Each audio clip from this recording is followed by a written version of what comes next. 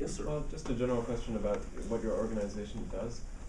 Do you try to actively get core curricula instilled in existing universities at the moment? So do you kind of go to them and pitch this idea, or what exactly is the main mission of that organization? Well, the mission is the support, maintenance, and, if possible, development of core text curriculum in undergraduate institutions. Mm-hmm. The particular means that we've chosen is primarily what I would call persuasively experiential. We have done some grant programs that do some modeling. We did a Bridging the Gap between the Humanities and Sciences project that involved professors from both the humanities and sciences working to develop courses and curricula together. But largely what we try to do is hold events and conferences, an annual conference every year, for example, which basically exhibits the many possibilities of core text liberal arts curricula through a series of panels that people give. And we have these special little qualifications. In the first place, unlike my paper, the papers only are 5 pages double-spaced. Okay, so you can't go on and on and on. And you have to talk about a core text for 3/4 of a page within at least these 5-page papers. So the papers have some thumbs. They're actually grounded. You're not just floating in the empyrean.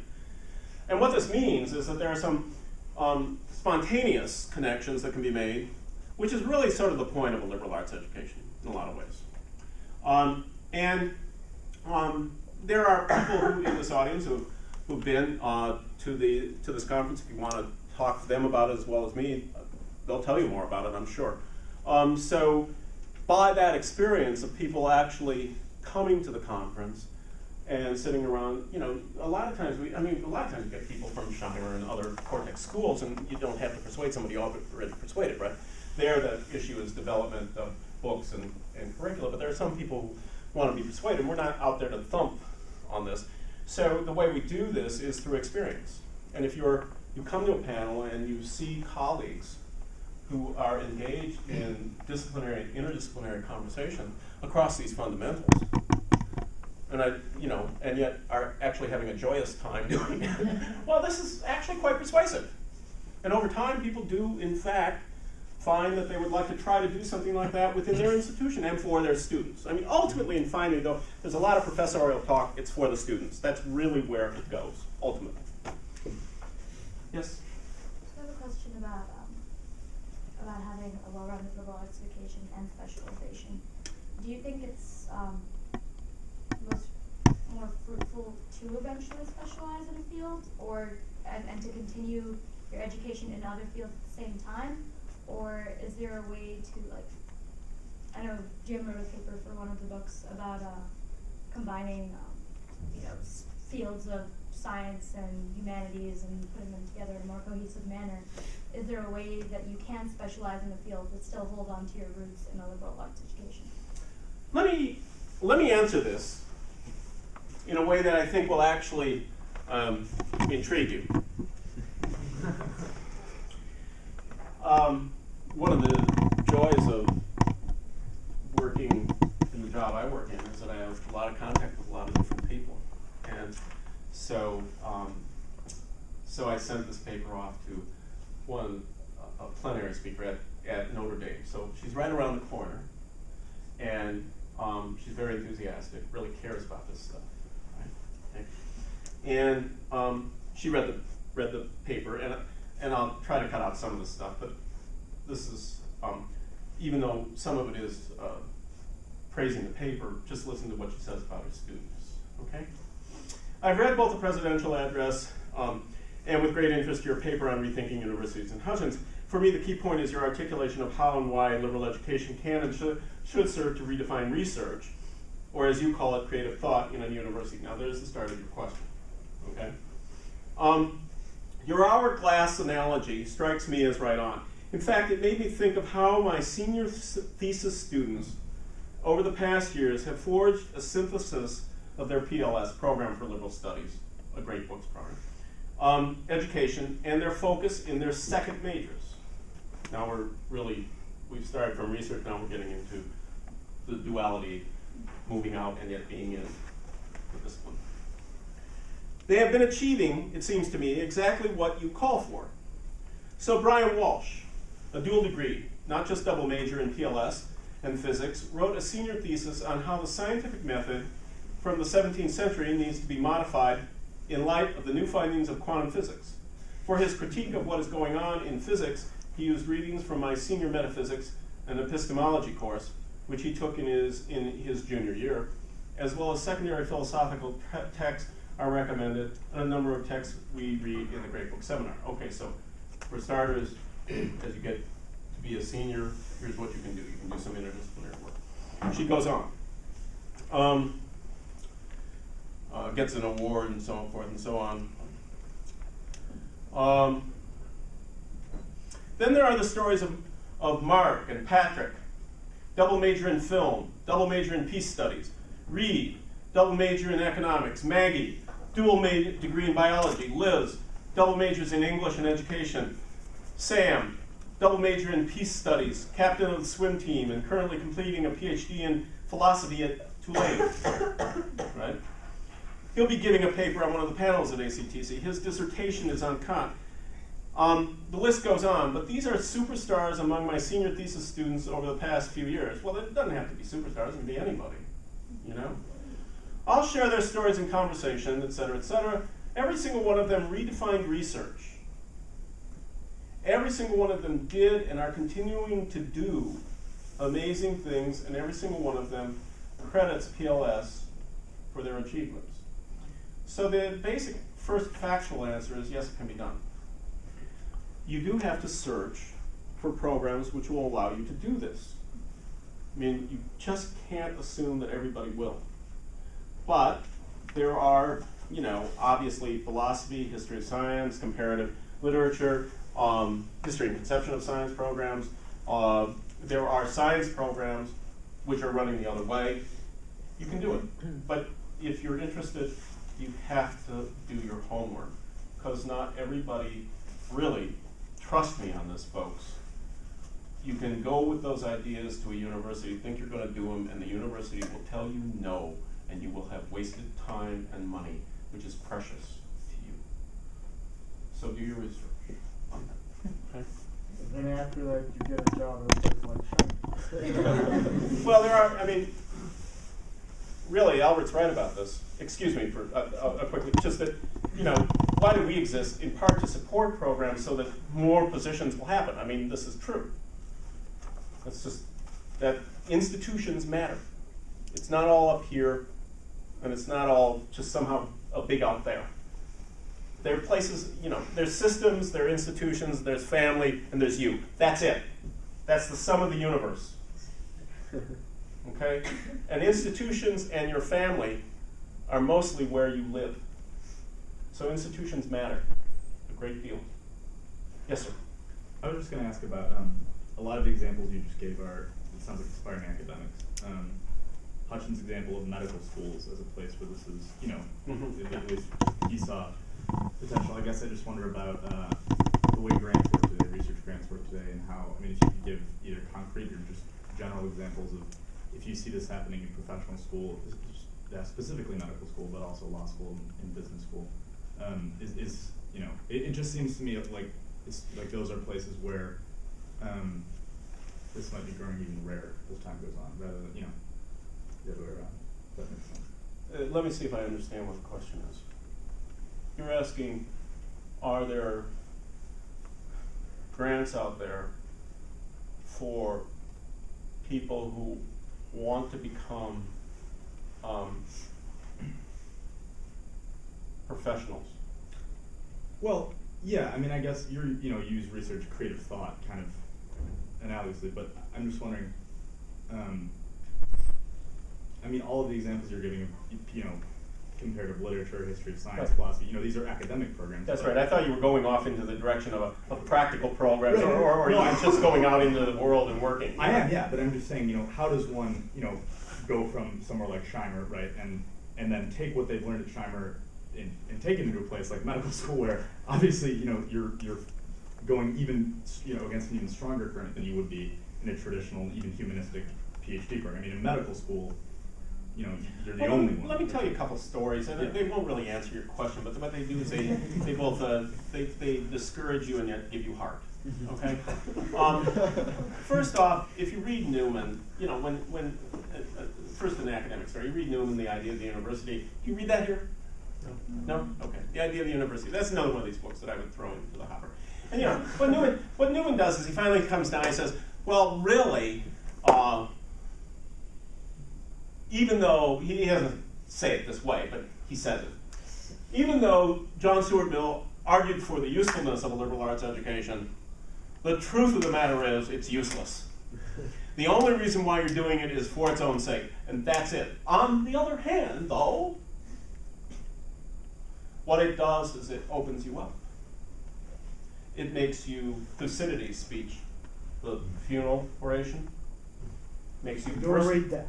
Hmm? You do read that. There you go. You know, what were the attributes of the Athenians? One of the things was they were incredibly versatile. Right? Makes you versatile. It gives you what is available intellectually for you to work with. So immediately, as soon as I say this to you, you say, yeah, but how do I, what good is this? Right? Okay, so now let's reverse it a little bit. In 2001, what was the major that had the highest percentage of acceptances out of the applications from that major into medical school? I mean, this is an actual statistical fact. I mean, I'm not making it up. What are you going to guess? Pre-med? What? Pre-med? Pre-med. Sure. Philosophy? But pre-med's not a major. Okay, there was philosophy, there's philosophy, Physics. bio, Art history? well, you're on the right track. It's history. And now think about this for a half a minute, and this makes a lot of sense in a whole bunch of different ways. What are these people doing? In the first place, there is such a thing as histories of patients. So they're kind of interested in both gathering data and kind of interested in bigger stories, right? And at the same time, what they're doing is all they're taking are the pre-med courses. That's it. They're not taking the biology major, molecular biology major or something. They're just taking the pre-med courses so they can get in. And they're going off to another quasi-liberal arts production as a background for them that has obviously wide application. Okay? So the use of liberal arts education becomes evident as you use it. It's not like I can say to you, it's impossible to say to you, go get a degree as a liberal arts professor, even. Okay? It's impossible. On the other hand, it leaves you with the ability to be able to move amongst different disciplines, to relate different groups of people, to be able to talk, hopefully with some coherence, about a wide variety of subjects, and not to be just blowing smoke, because you know when you should stop. That's it. Yes? Hi. Not necessarily, but I think, I'm not sure if I'm the only one in the room who has this, but I actually went to St. John's and I have a professional degree in a business degree. And I found that going to grad school in business, my professors loved the fact that I would ask questions. Initially it was sort of disconcerting because they weren't accustomed to people coming in and wanting to participate in the class. But I was a good student, and professors loved me. Most of my professors loved the fact that I did that. It opened up all sorts of ways of looking at the material in different ways. That said, sort of the plus and minus.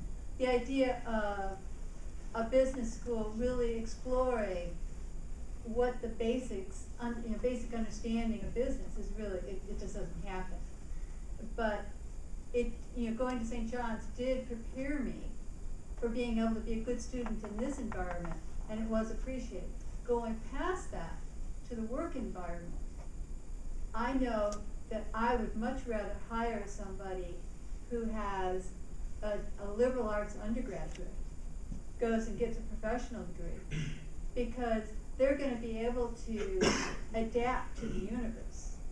And I mean, people who go, I feel really sorry for people who go and get like computer science degrees as undergrads, or finance degrees, or something like that. I mean, business undergraduate degrees, you're coming out and you're competing against all these MBAs who are popping up. But even with any of the technical degrees, I mean, the focus is too narrow. I remember going, you know, when I was in grad school for accounting, this young man, and he really was like, I can't see any point in taking any liberal arts courses. Well, he was a 5-year student for an accounting degree, and he had to take one liberal arts class. And after he took it was like near the end of his career. After that, it was like he was like just raving. It was like the best class he'd ever taken, and it was really very changing for him. But the problem is that people coming out with solid business degrees as undergraduates, they don't know how to talk. They don't know how to engage people. I mean, They can do it maybe by natural talent, but not by education. Not Yeah. by education. Yeah, and so basically it's that piece of what you're talking about, the mental flexibility that you give. And one more small thing is it came up with talking with my brother who's an economist, and he was saying that, well, how do you value it? And I said, well, I value it because I donate to the liberal arts schools, and I don't donate to where I got my MBA. They're making enough money, right? Yes. Okay, I think I have Sure. 2 questions, so let me collect my thoughts. I went to the university before I came here, and the undergraduate program was kind of split insofar as we got a general education for the first 2 years, and then we sort of slowly got specialized, right? They moved us in that direction. I never made it that far, but there was a general amount of uninterest or a lack of interest in the general education because it was like it's sort of a regurgitative kind of process. You just did things you did in high school. But sort of the impetus behind getting through that is that you streamlined yourself towards the top of that parabola that you're talking about. And I think behind that is an economic incentive, right? It's efficient if I get to the end of it. That's right. And the first question I have is that if you were to advocate a sort of general liberal arts education, would it be an entire 4-year thing within the university, and then specialization would occur afterwards within graduate school, or would it just be that 2-year kind of program, but it's just more broad and not so specialized? And the second question is, how much does the economic incentive play into it?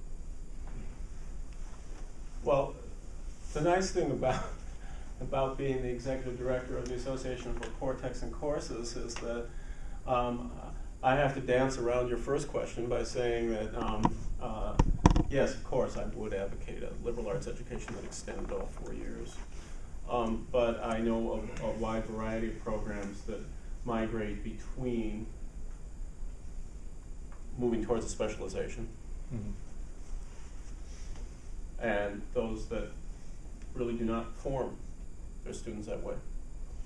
I'm a pluralist. I'm not a monist. So I'm not looking for one solution. I'm interested in the development by different colleges and universities of a liberal arts education that will strengthen the use of liberal arts and strengthen the kinds of ends that we were looking at.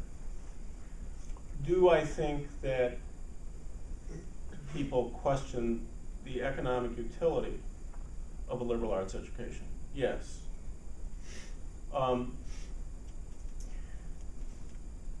There's a lot of complicated arguments that could be made in a statistical way for a liberal arts education.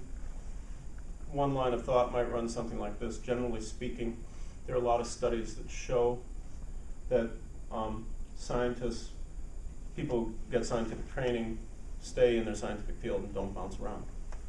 People who get kind of a humanistic liberal arts training move. Is this being pushed around by economic necessity, or is this rather versatility? I tend to think the latter. Okay? I mean, people calculate, you know. They do. So I tend to think it's the latter.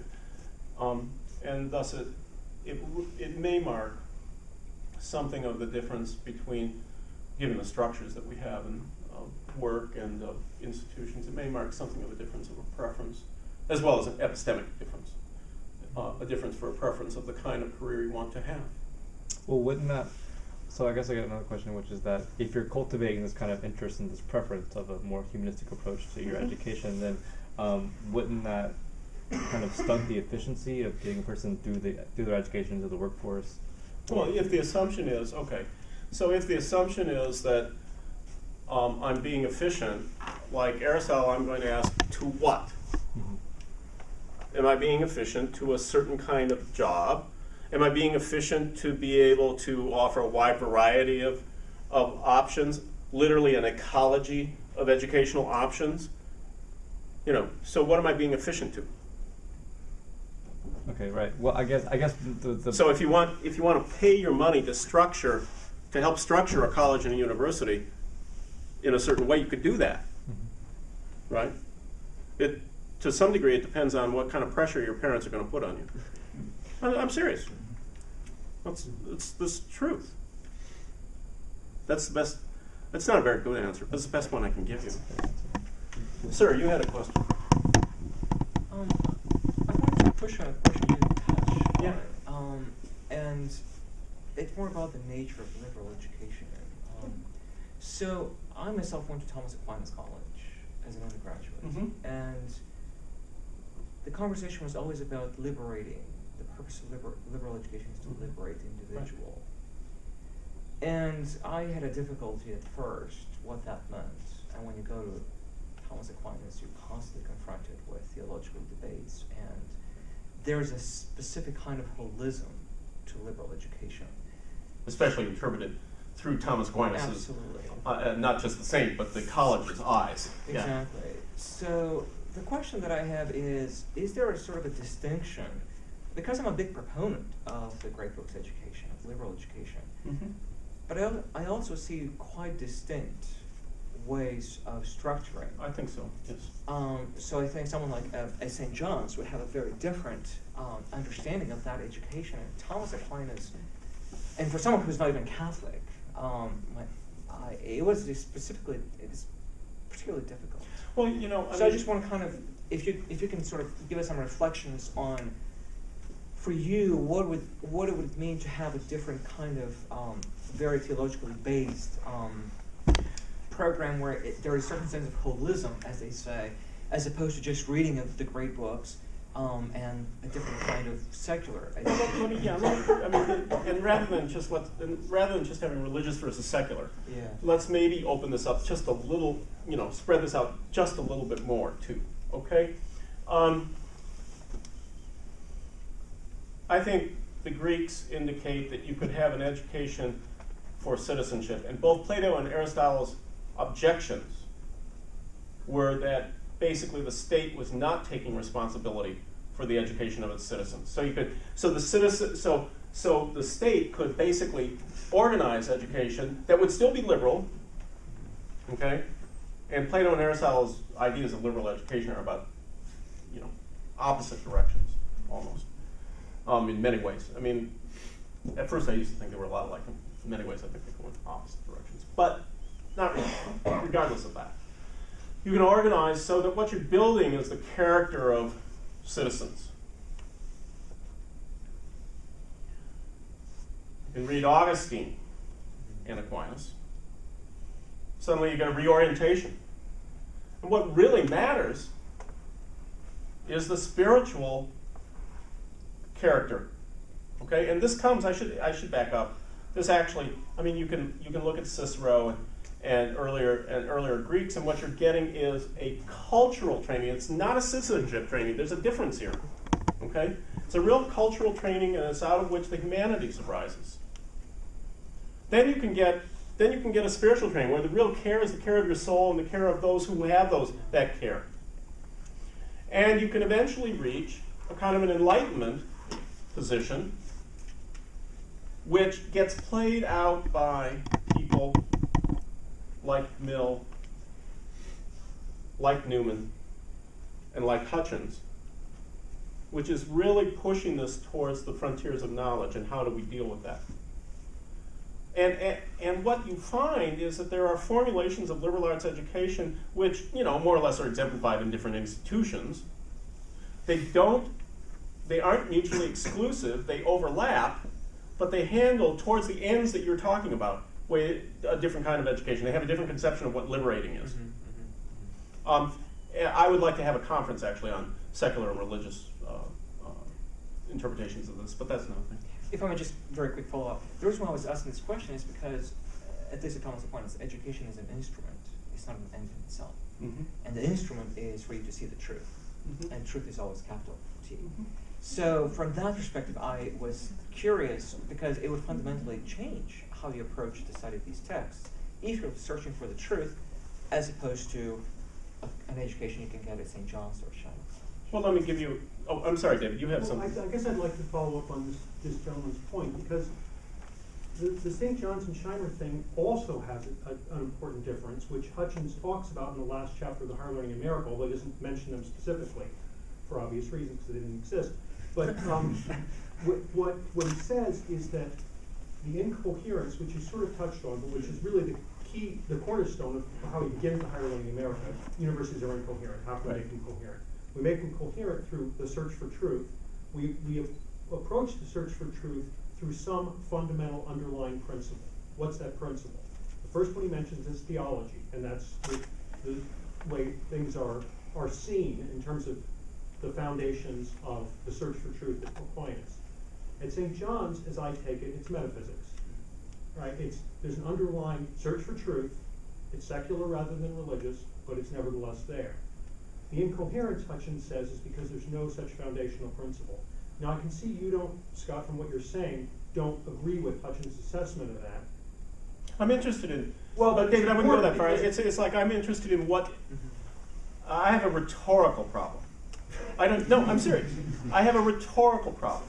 My problem is, how do I get faculty and institutions and students to see the possibilities of liberal arts education, okay? And moreover, what can I use in Hutchins to be able to do that? That's the rhetorical problem I face. Well, but the thing is, we have in a way the same problem, except the difference is that we don't care about it here. But I'm not sure in a way why we don't, because we don't have an underlying theological or metaphysical foundation that we would say this is the basis of Shimer on the basis of the search for truth, for which I think a lot of folks here would be skeptical anyway, right?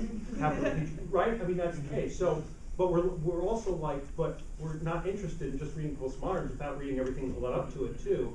So it seems like you're indicating a possible strategy, I mean, not necessarily intentionally, but toward, what Shimer does is just as coherent and important without a foundational principle as what Aquinas and St. John's do. Yeah, it's two different secular versions. Yeah, let me just say something that derail your question. Well, no.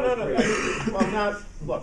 I mean, you're absolutely right, of course, but he did say about metaphysics in response, particularly to Dewey, not that you have to have a metaphysics, but that you're always searching for one, which is a huge and enormous distinction.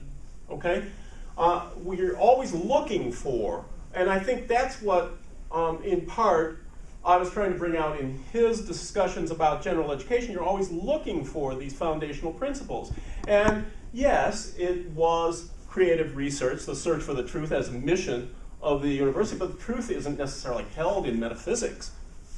It couldn't be. That just doesn't, that doesn't follow. What he was talking about there was a structural organization of 3 faculties of a university, okay? And why you had metaphysics was that really provided the foundation by which both students and faculty could cross over from one discipline to another. It was taking general education and boosting it into a graduate program. That's where it was aiming. Now, I happen to find, I like Shimer's orientation in many, many ways.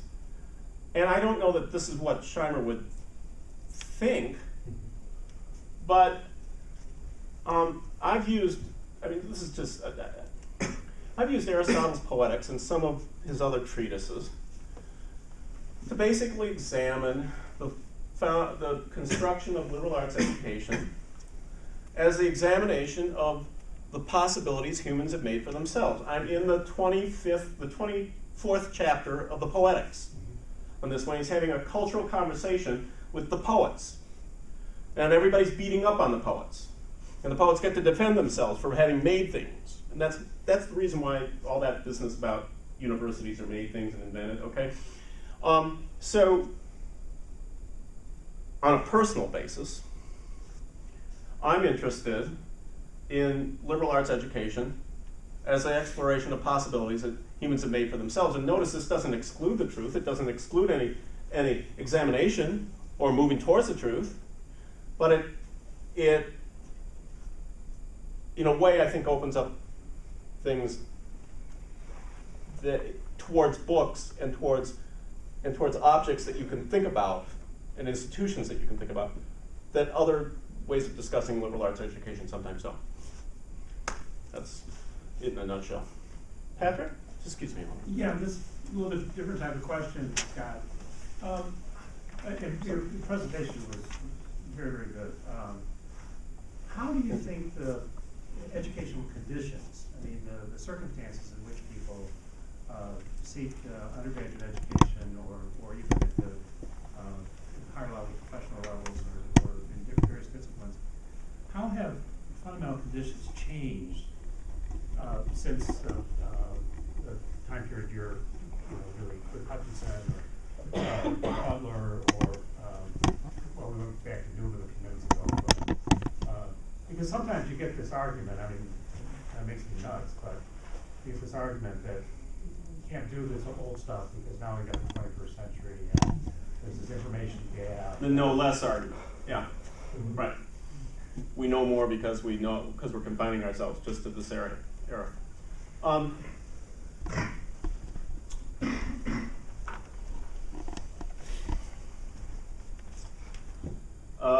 This one I think I'll just, for right now, I'll answer somewhat empirically.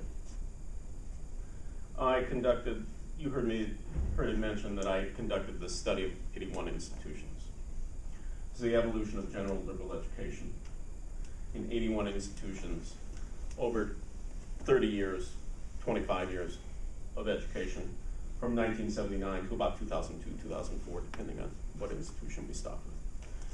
I took the general education programs and catalogs. Cassie is familiar with this particular study.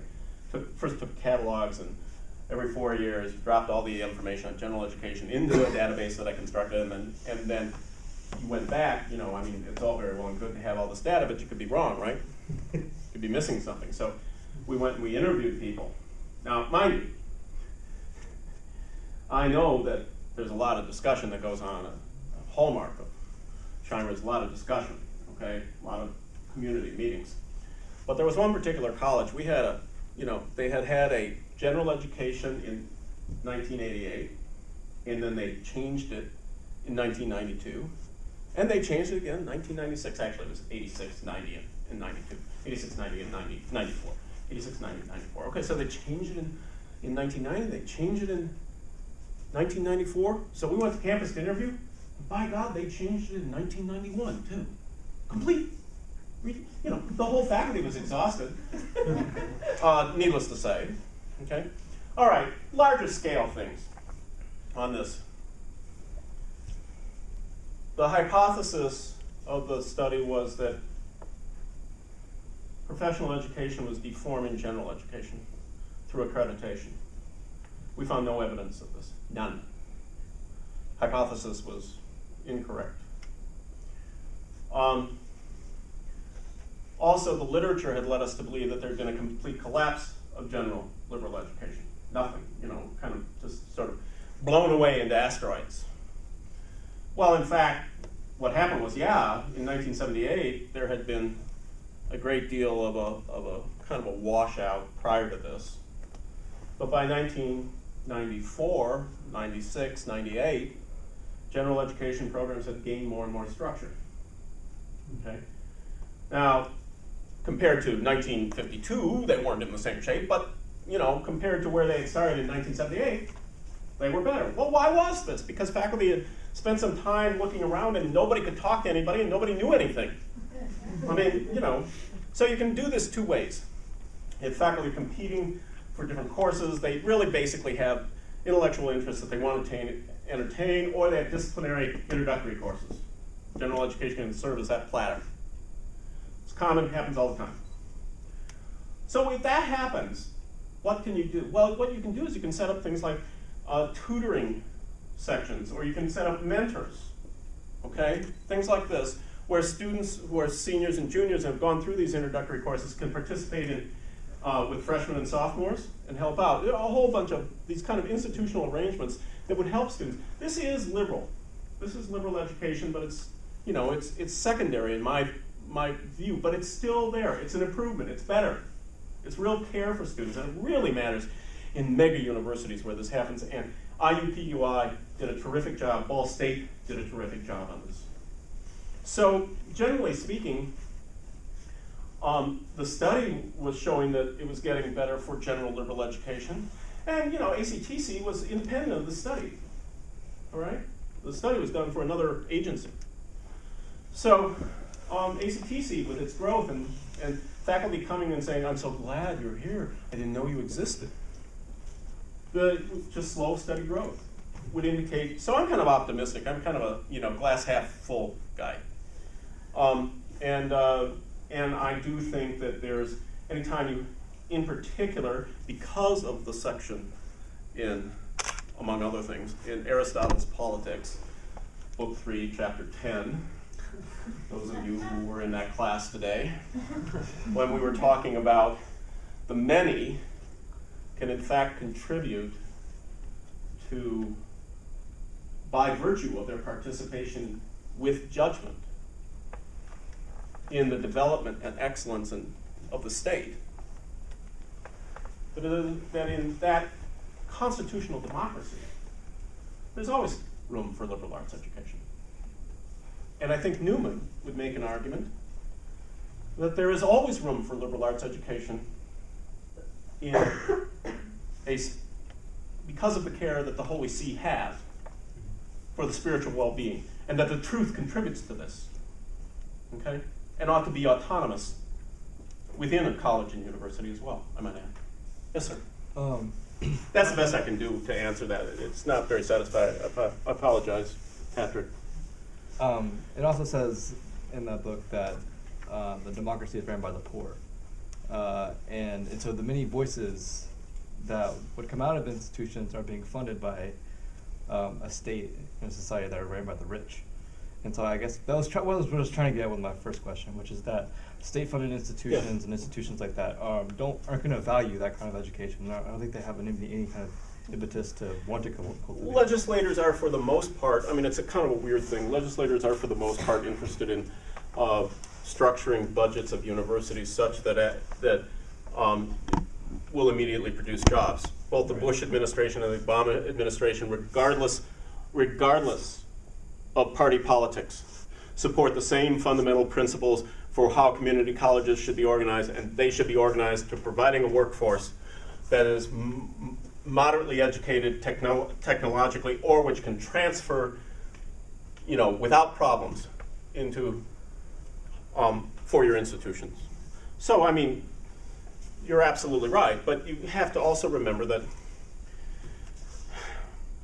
because there are rich and because there are legislatures doesn't mean that all rich and all legislators think the same way, or that they always organize themselves towards the same things, or that and one of the, I mean, quite honestly, within the context of the United States and other places, the whole point of having a private organization of means of production is so that you have alternatives, right? Now, I mean, anybody admits that if you end up with a monopoly, a trust situation, then this is bad. That's why you have laws against it, okay? But fundamentally, the idea behind this is that you can privately organize yourself so that you can create, if you have an interest, create the kind of education that you want. So, do I think there are large-scale trends? I think you're absolutely right. Do I think that that these are perfectly obvious? Yeah, you're right. But I don't think it's the only way to go, and I do think persuasion makes a difference. And it won't prevent the cultivation and growth of liberal arts institutions. Do you think that? I mean, do you think that the conditions as such would prevent? I'll answer this one other quick way, and then I'll take that question back there. It's not that quick.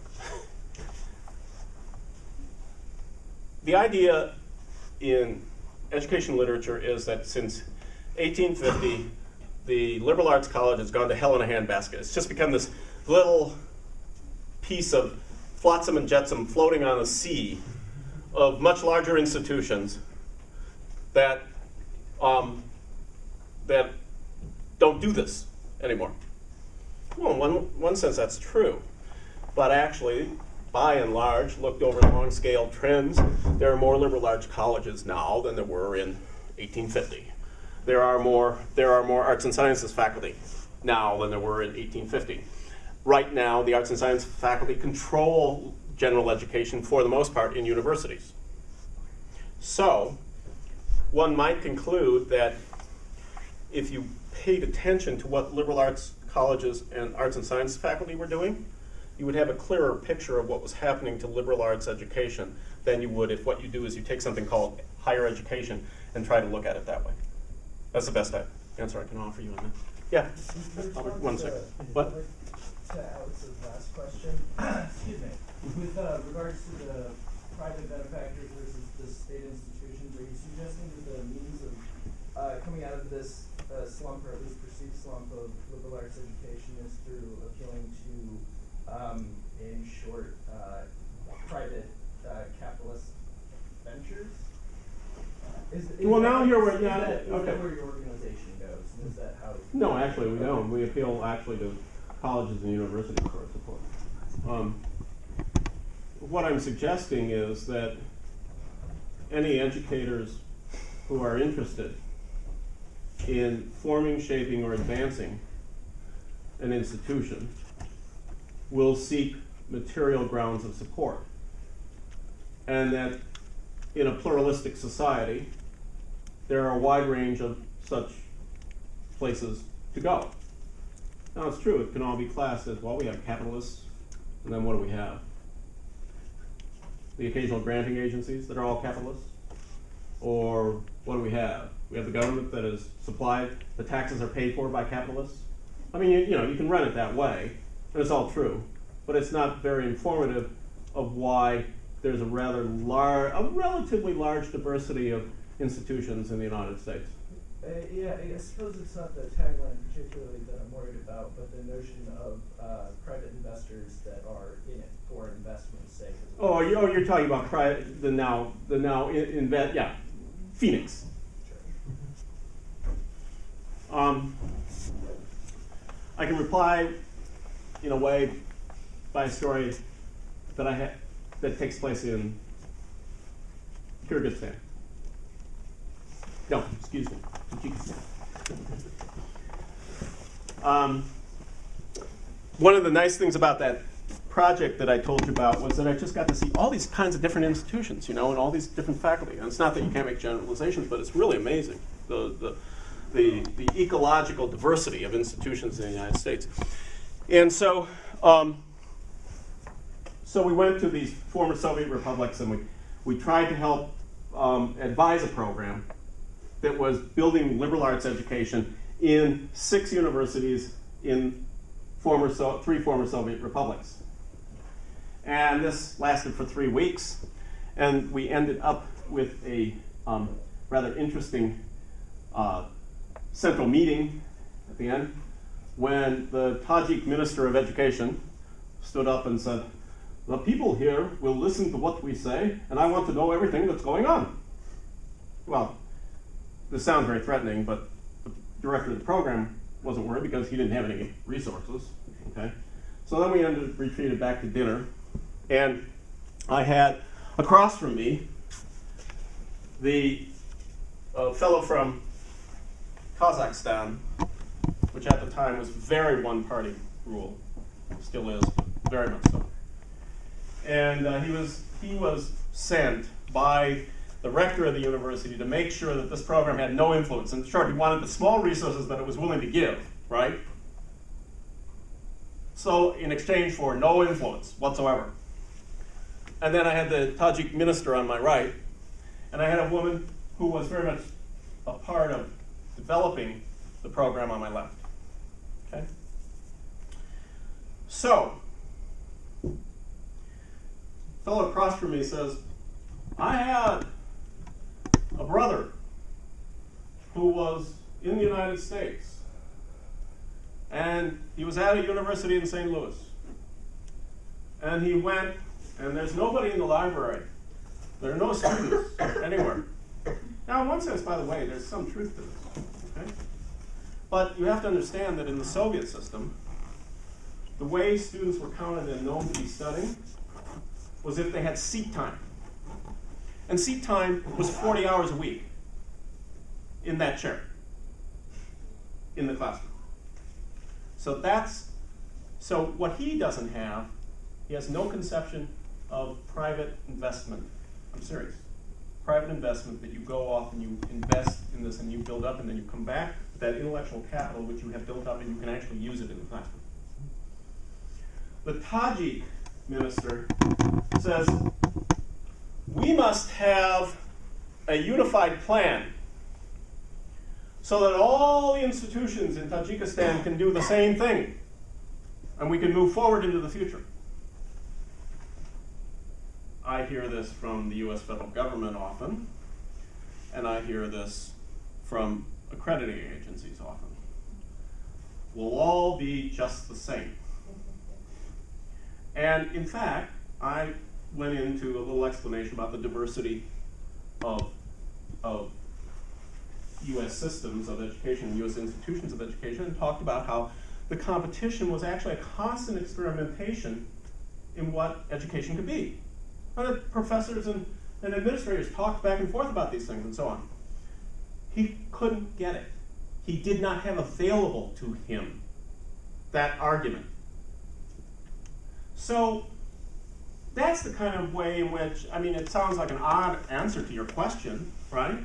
But that's really the way in which I kind of think about these kinds of problems. I'm not trying to be naive about systems of economic and political manipulation which are being employed, and indeed I've worked in an agency where these got employed with a rather heavy hand. I'm not trying to be naive about this, but on the other hand, I've spent a lot of time with a lot of different institutions where you have faculty members, administration members, trustees working to get different kinds of education up and running that are really truly differentiable. I guess part of what I was trying to ask is, coming from someone who's supporting the organization supporting a core curricula general idea that as that is put forth by the institution that is made, do you and your organization worry about possibly private interests coming in and screwing up that base notion, or cross-institutional core ideas that we, as general liberal arts participators, are attempting to find through the discussion? I don't know. In a way, I think would I worry about that or any other large-scale system for impoverishing education? Yes. Worrying about it and doing something about it are two different things. What I can actually do is I can help colleges and universities to develop their programs. If I start writing a whole bunch of essays and so forth, nobody's going to care. But if I construct a conference where people can come together and actually talk about this stuff, they're going to go back and do something on their campus. So those are the practical choices I make. Method of direct action as opposed to?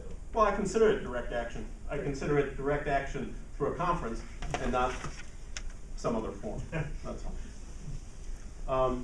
Albert had a question. I owe him. Yeah, but at this point, I just want to make sure that, because we've been going on for quite some time, so I just want to make sure that nobody feels held hostage. I noticed David, and so I'd like to get a sense, how many people would like to ask questions?